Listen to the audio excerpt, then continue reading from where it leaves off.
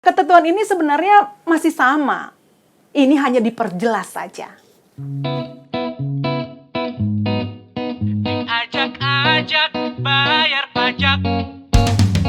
Selamat datang hei kawan pajak, diajak-ajak bayar pajak. Hey hey hey, yuk dengerin hei kawan pajak, diajak-ajak bayar pajak. Hey hey hey. Mari kakak, lihat dia dulu kakak. Sudah banyak pertentangan isu pajak. Kapan lagi bahas pajak bisa sambil ngakak, sambil ngerujak atau sambil gendong anak. Dengar dulu yuk, info gratis kok gak mau. Di follow dulu, gak ketinggalan melulu. Ajak-ajak bayar pajak, ini konsep baru. Simak dan hayati kelak negeri kita maju. Selamat datang hei kawan pajak, diajak-ajak bayar pajak. Hey hey bayar pajak. Yuk dengerin hei kawan pajak, diajak-ajak bayar pajak.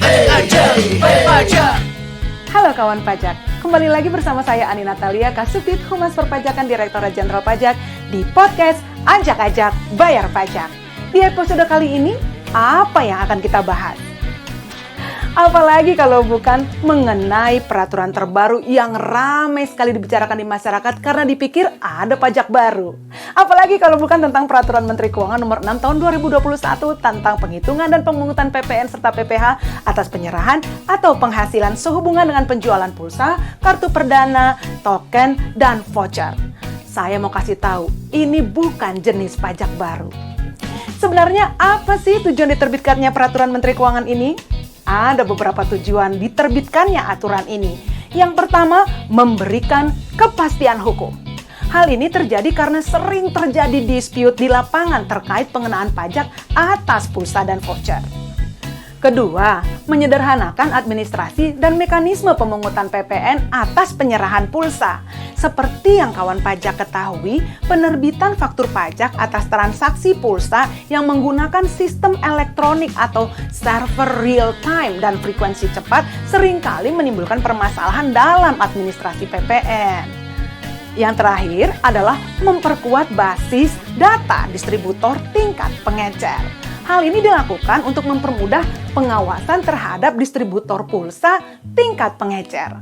Lalu bagaimana ya penerapan PPN dan PPh atas kegiatan ini? Simak terus ya.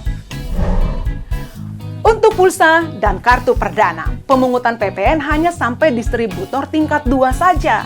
Sehingga untuk rantai distributor selanjutnya, seperti dari pengecer ke konsumen langsung, tidak perlu dipungut PPN lagi. Sehingga mekanisme pemungutan PPN-nya diperpendek, di mana sebelum ada aturan ini sampai ke pengecer.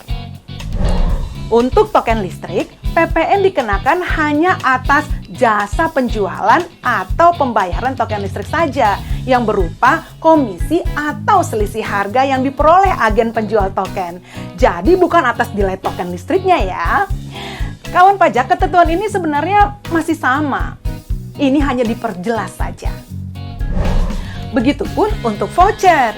PPN hanya dikenakan atas jasa pemasaran voucher berupa komisi atau selisih harga yang diperoleh agen penjual voucher, bukan atas nilai voucher itu sendiri. Hal ini dikarenakan voucher diperlakukan sebagai alat pembayaran atau setara dengan uang yang memang tidak terutang PPN. Nah, untuk pemungutan PPh pasal 22 atas pembelian pulsa atau kartu perdana oleh distributor ya, dan PPh pasal 23 untuk jasa pemasaran atau penjualan token listrik dan voucher merupakan pajak yang dipotong di muka dan tidak bersifat final.